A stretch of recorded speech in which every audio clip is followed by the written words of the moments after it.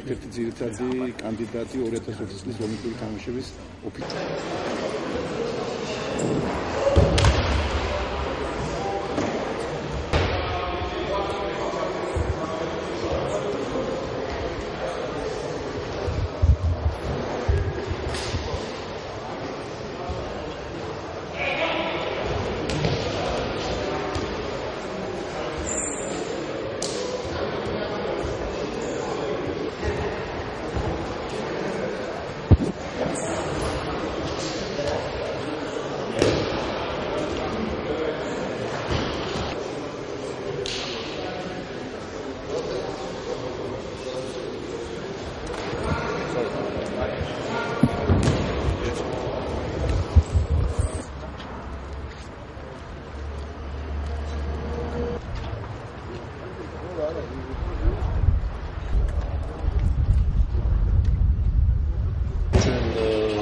ჩამოვედით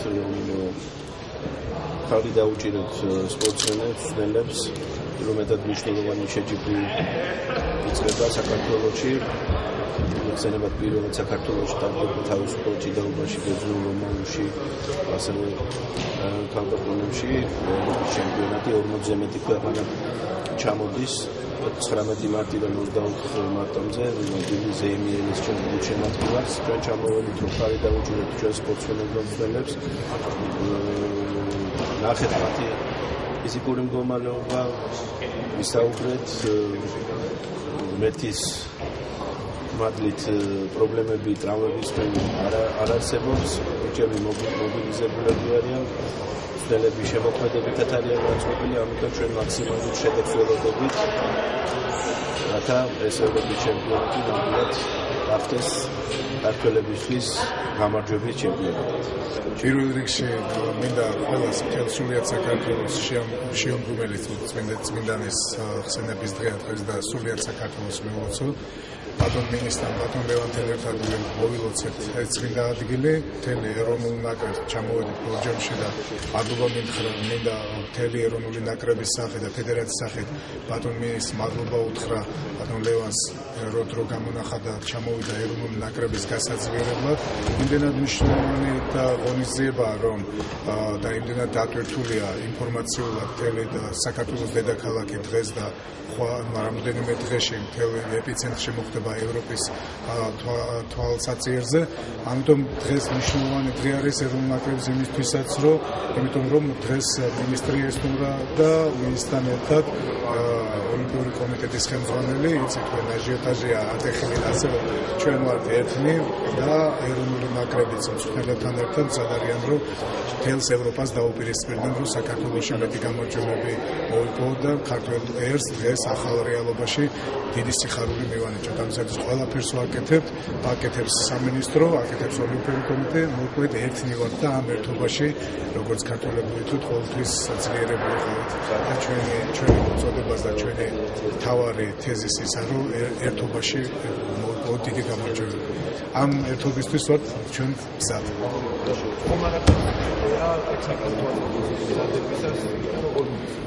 ეროვნული ნაკრების ხელმძღვანელებმა როგორც ჩვენ გითხრეს და საკონტროლო შეხვედრების ჩატარდა, ყველა თითოეული მათგანი გზად არის.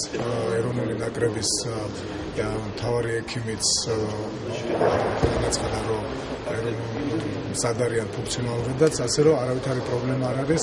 მთავარია დღეს კიდევ ყველაზე მთავარი ეს არის გულშემატკივრობა და სრულიად საქართველოს მოვუწოდებ, რომ ამ დიდ ღონისძიებაზე ყველანი ერთად გავიხსენოთ ის დრო, როდესაც სპორტის სასახლე იყო სავსე და გადავსებული და ამ გულშემატკივრობით ერთად გავიზიაროთ დიდი გამარჯვება.